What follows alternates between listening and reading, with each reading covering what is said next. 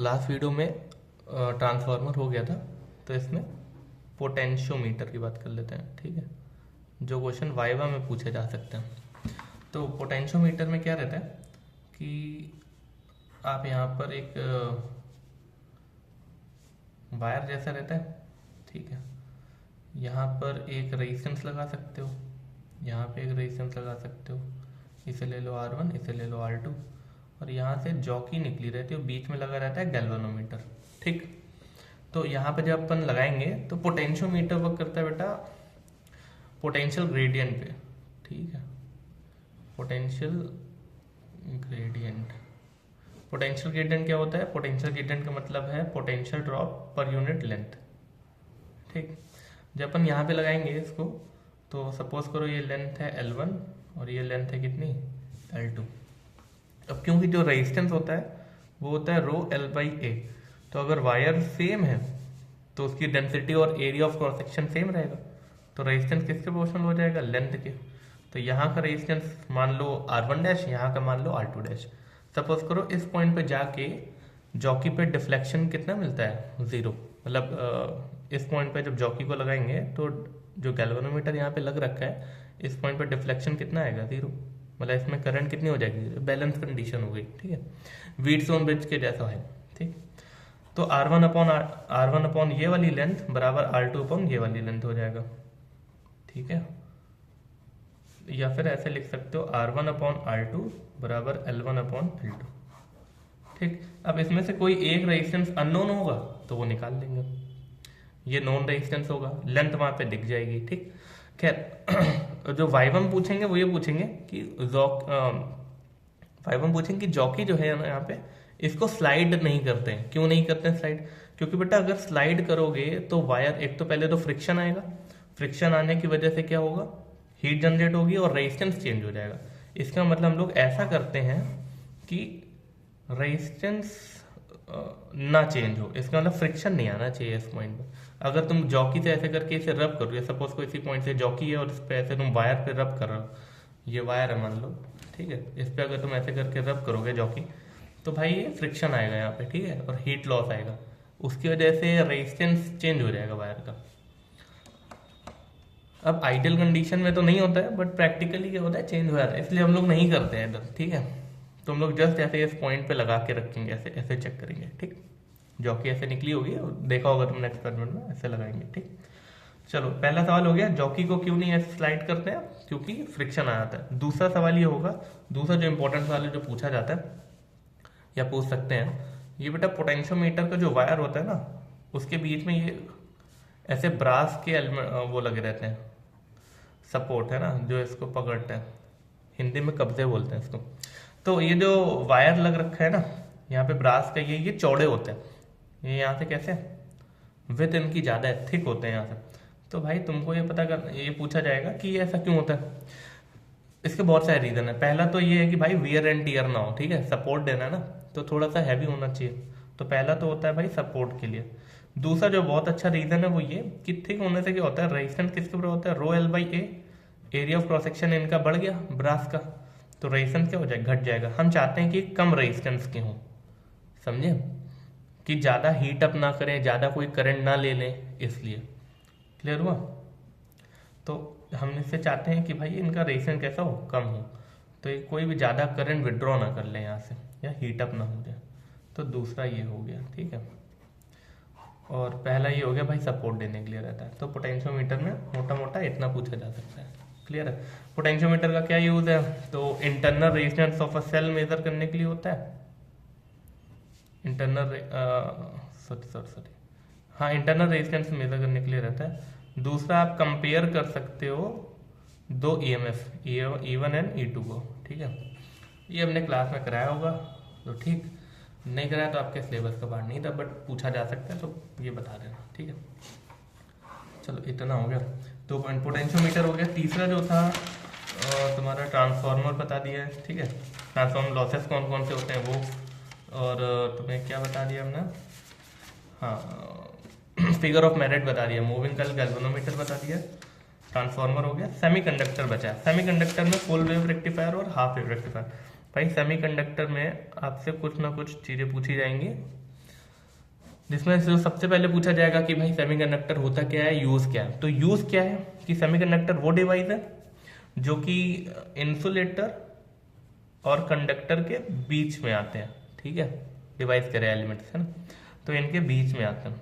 अच्छा, इनका यूज क्या है, मतलब हम लोग क्यों यूज कर सकते हैं इसका, या ये इंपॉर्टेंट क्यों है। तो बेटा ये इसलिए इंपॉर्टेंट है क्योंकि इनका अल्फा जो होता है वो होता है बेटा निगेटिव, टेम्परेचर बढ़ाने पे इनका रेजिस्टेंस गिर जाता है, पहली बात। दूसरी बात ये कि इसकी कंडक्टिविटी को हम लोग कंट्रोल कर सकते हैं क्योंकि टेम्परेचर डिपेंडेंस है बहुत अच्छा, तो इसे हम लोग कंट्रोल कर सकते हैं, बढ़ा सकते हैं, घटा सकते हैं। तो इसकी रेजिस्टिविटी या फिर कह सकते हो कंडक्टिविटी, इसको कंट्रोल कर सकते हैं, कैन बी कंट्रोल, ठीक है। जल्दी लिख रहे हैं तो राइटिंग ऐसी है, बोलते जा रहे हैं तो समझ में आ रहा होगा। अच्छा ठीक है, तो एक तो ये हो गया इंसुलेटर और कंडक्टर के बीच में होते हैं, दूसरा अल्फा इनका नेगेटिव होता है जो कि हम ऑलरेडी तुम लोग को पढ़ा चुके हैं। रेजिस्टेंस क्या होता है, हाँ रेजिस्टिविटी या कंडक्टिविटी, इसको हम लोग कंट्रोल कर सकते हैं, ठीक। अच्छा, कुछ ग्राफ होंगे, वो ग्राफ इंपॉर्टेंट है जो हमने तुम्हें कराए थे 3 टाइप के। अब तुम्हें बताना है ये कौन कौन से ग्राफ हैं, ठीक है। ये एक तो ये वाला रेजिस्टिविटी टेम्परेचर, एक है ये रेजिस्टिविटी टेम्परेचर, एक और ग्राफ आता है, ठीक है, इस टाइप का रेजिस्टिविटी टेम्परेचर। तुम्हें बताना है कि कौन कौन से ग्राफ होते हैं, एनसीईआरटी में है, उसमें पढ़ लेना, ठीक है। चलो ये हो गया सेमीकंडक्टर में, एक सेमीकंडक्टर में बेसिक क्वेश्चन डायोड के ऊपर। दूसरा ये कि फुल वेव और हाफ वेव रेक्टिफायर में पूछेंगे, भाई उसकी वर्किंग तुम्हें पता होनी चाहिए, ठीक है। फुल वेव में क्या होता है, हाफ वेव में प्रिंसिपल क्या है, जो डायोड होता है पीएन जंक्शन डायोड, ये PAN, जब ये फॉरवर्ड बायस होगा तो इसमें से करंट जाएगा, और जब ये रिवर्स बायस होगा तो इसमें से करंट नहीं जाएगा। बस यही इसकी प्रिंसिपल है, ठीक है। अब इसके बाद कितने 7 मिनट का हो गया, देखो 3 मिनट और बता रहे हैं, ठीक है, 10 मिनट का वीडियो बनेगा। तो अब फुल वेव और हाफ वेव में क्या रहता है कि फुल वेव में क्या रहता है कि तुम दोनों ही जगह ऐसे डायोड लगा देते हो और बीच में लगा देते हो क्या, लोड।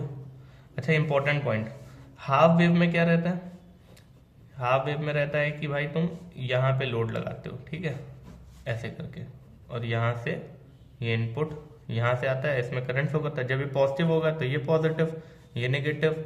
हाफ साइकिल के लिए क्या होगा, ऊपर वाला डायोड फॉरवर्ड बायस हो जाएगा, और जब ये नेगेटिव साइकिल आएगी इसकी तब ये नेगेटिव हो जाएगा, ये कैसा हो जाएगा, पॉजिटिव, रिवर्स बायस हो गया, तो करंट नहीं फ्लो करेगा। इसका मतलब इसकी जो आउटपुट होगी वो कुछ ऐसे जाएगी। पढ़ा चुके हैं तो इसमें इतना डिटेल नहीं बताते। इंपॉर्टेंट पॉइंट क्या है, इंपॉर्टेंट पॉइंट ये है कि जो हाफ वेव रेक्टिफायर है उसमें एक डायोड को यूज करेंगे, फुल वेव में 2 को यूज करेंगे, मगर यहाँ पर सेंटर टैप यूज होगा। क्या यूज होगा यहाँ पर, सेंटर टैप, ये इंपॉर्टेंट पॉइंट है। सेंटर टैप से क्या होता है भाई, सेंटर टैप पहली चीज तो सर्किट कंप्लीट करने के काम आता है। किसके काम आता है, सर्किट कंप्लीट करने के काम, ठीक है। अब जैसे यही वाला है, ये डायोड है एक ऊपर और एक डायोड है बेटा नीचे, और यहाँ पे लगा है लोड, ये सेंटर टैप। अब सेंटर टैप नहीं लगा होगा तो पहले तो सर्किट पूरा नहीं होगा। दूसरी चीज ये कि डिवाइड नहीं कर पाओगे। पॉजिटिव साइकिल के लिए जो ऊपर वाला फॉरवर्ड बायस हो जाएगा, तो नीचे वाला कैसा हो जाएगा, रिवर्स बायस। देखो पॉजिटिव नेगेटिव ऑलरेडी पढ़ा चुके हैं, ठीक। तो सेंटर टैप का काम क्या है, सर्किट को कंप्लीट करना, और ऊपर वाले को फॉरवर्ड, नीचे वाले को रिवर्स, और फिर नेक्स्ट साइकिल के लिए ऊपर वाला रिवर्स, नीचे वाला फॉरवर्ड, ठीक है। अच्छा, इसके बाद पूछेगा कि, या पूछेंगी कि भाई कैपेसिटर को क्यों लगाते हैं, कैपेसिटर को क्यों लगाते हैं, एक फिल्टर की तरह यूज करते हैं ना, तो ये क्यों करते हैं। तो बेटा यहाँ पे देखो, जो फॉरवर्ड बायस है, सॉरी फुल वेव रेक्टिफायर है, उसमें भी ऐसे करके आ रही है ना साइकिल, बताया यार ये हमने नोट्स में, देखना उसमें कराया हुआ है, ऐसे करके आता है ना।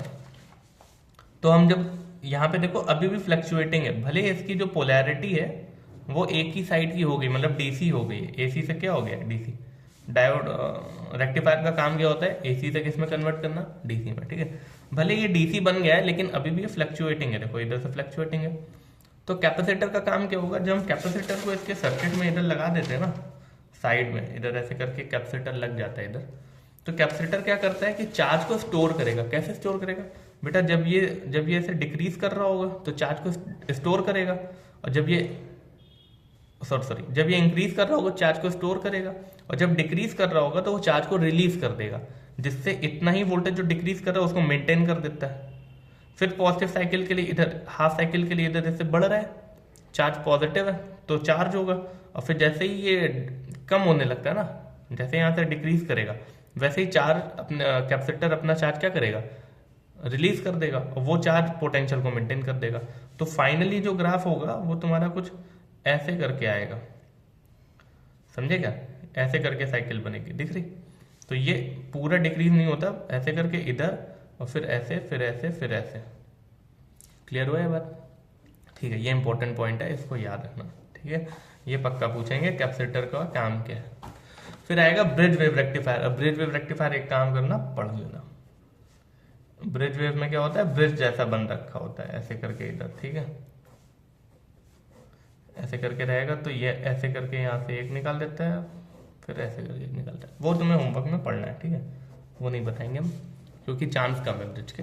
ये जरूर पूछेंगे, कैपेसिटर का जरूर पूछेंगे, और इधर ये ब्रास वाला जरूर पूछेंगे, जो हमने तुम्हें पोटेंशियोमीटर में बताया, ब्रास वाला, ठीक है, ब्रास की थिकनेस वाला। चलो नेक्स्ट वीडियो में एक वीडियो लास्ट बनाएंगे जिसमें हम सारे इंपॉर्टेंट क्वेश्चंस को एक साथ कवर कर देंगे, ठीक है, हर चैप्टर के जो जो इंपॉर्टेंट पूछे जा सकते हैं। ये तुम्हारा एक्सपेरिमेंट और तुम्हारे प्रैक्टिकल और प्रोजेक्ट से रिलेटेड था, ठीक है। अब कुछ जनरल सवाल होंगे जो तुमको किसी भी चैप्टर से वो पूछ सकते हैं, तो वो हम एक वीडियो बनाएंगे जिसमें कंप्लीट फिजिक्स के क्वेश्चंस पूछ लेंगे, ठीक है। चलो, ओके, बाय।